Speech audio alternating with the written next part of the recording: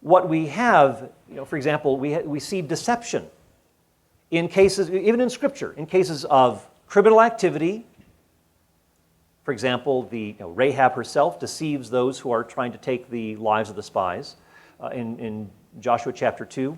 We see the Pharaoh in Exodus chapter 1 wanting to take the lives of the newborn Hebrew boys. And we also see and get this, God is actually involved in deception. When Saul has been basically rejected by God, and now Samuel is told to anoint a new king, Samuel tells the Lord in 1 Samuel 16, if Saul hears about this, he's going to kill me. Well, what does God tell him to do? He says, well, if anyone asks you, tell him that you're going to Bethlehem to offer a sacrifice. That was not the real reason he was going, but he was giving him this backup in case anyone asks him. In fact, we do this all the time when it comes to criminal activity. How many of your parents leave the lights on when you go out at night? Isn't that deceptive if you're not there? Well, yeah, it's assuming criminal activity is possible, and so therefore it would be morally justifiable to engage in that deception. We also see deception in warfare. God himself sets an ambush for the Israelites. So again, I'm giving you an example here of, yes, generally speaking, you should not deceive. You ought to tell the truth. But when, say, somebody like the Nazis, when they violate certain fundamental rights to the truth by trying to take innocent human life, you are not morally obligated to tell them the truth. Deception would be morally permissible. So we have, yes, there are absolute rules that should not be violated. For example, God, there could be no justification for hating God, for refusing to love God. No, that is commanded and that is absolute and unwavering. Then you have those prima facie duties, like do not deceive. And I would add another one, do not take innocent human life. That's another one that is not an absolute rule, but it is generally speaking true, and we ought to abide by it, unless there are cases of supreme emergency. And that brings us to our third category. So you've got the absolute, you've got the prima facie, the general duties that are binding upon us all, but there may be overriding considerations in certain circumstances. So we talked about the Nazis. We talked about warfare. But let me also say this. When it comes to taking innocent human life, let's just say that innocent human life was taken in the warfare with the Canaanites.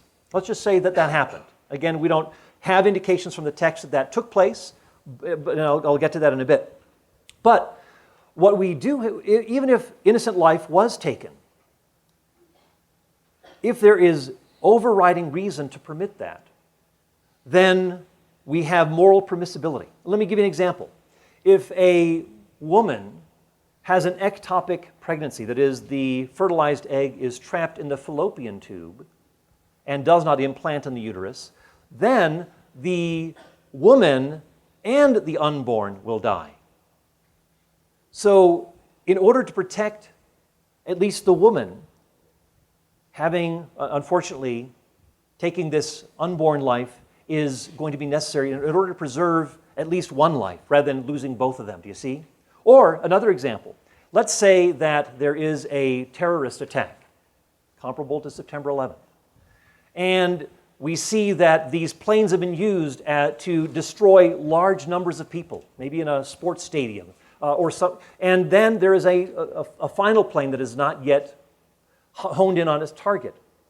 Would the president be justified in calling for that plane to be shot out of the sky, even if it would mean the taking of innocent men, women, and children on board?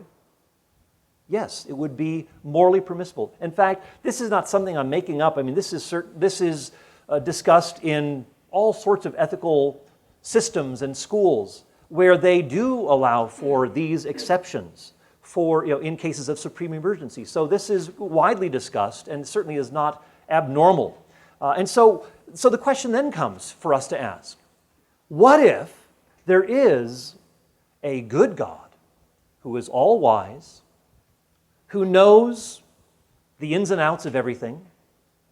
If this God issues a command, temporary command, unique command, unrepeatable command, to say, kill the Canaanites. Does this mean that all morality is thrown into disarray? No.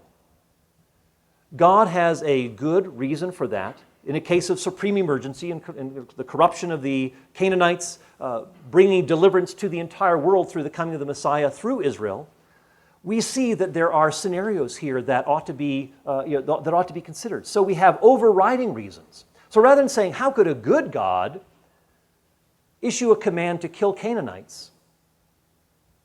Of course, we question that these Canaanites were innocent, at least the adults. But we also need to reverse it and say, if God commands the killing of the Canaanites, he must have a very good reason for doing so. So in a sense, we turn it on its head rather than saying, oh, this can't be. No, we've seen God showing himself to be faithful, showing himself to be wise and gracious and so forth. And so given this kind of an experience, we see that God has morally justifiable reasons, even if we don't know them or even all of, just even a portion of them. God would be morally justified in this, given who he is, being the greatest conceivable being.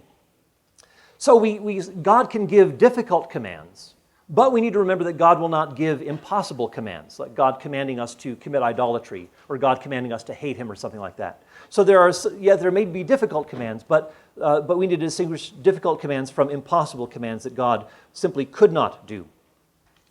We also need to understand what is going on in the ancient Near East. When God makes a covenant with Israel, he is telling the Israelites that he is binding himself to them, and they're binding themselves to him in this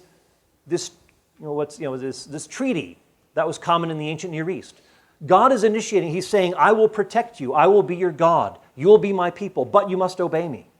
And this is common, these sorts of treaties were common between maybe a conquering ruler, what are called the suzerains, and then the vassals, those who are subject to him. He makes an agreement with them. So it's kind of like, hey, if you give me you give me $1 a day, I'll, like a bully at school, I'll protect you.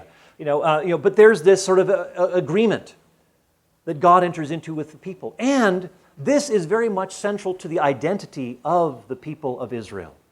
That for them to bind themselves to God means spiritual protection. It means protection from compromise, from moral degradation and so forth. It means that they are amply paving the way for the coming of this Messiah. And so you have this sort of a demand upon the people. Well, what happens when they worship the golden calf? What happens when they engage in joining themselves to idols, to Baal or Baal in Numbers 25 at Peor, where the Midianite women and the Moabite women seduce the Israelites? Why? Because they know that if they can cause them, they can lead them into this treasonous activity of idolatry and sexual immorality, then they are placing Israel in a vulnerable spot. They're placing Israel in a place where they would be cursed by the God who made a covenant with them because they have not kept their end of the covenant agreement.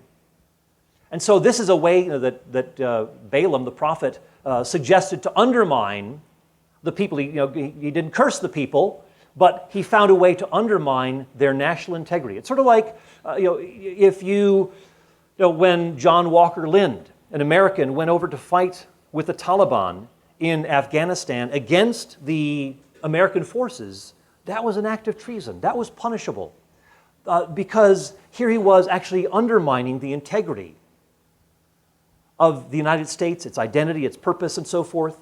And it was a real subterfuge. And really these acts of subterfuge were really threatening the identity of the people of Israel. And so God is a jealous God. He made a covenant with Israel and wants to preserve his people. And so this is why we have God being jealous and bringing judgment, because these people are, their identity is threatened because of this treasonous activity.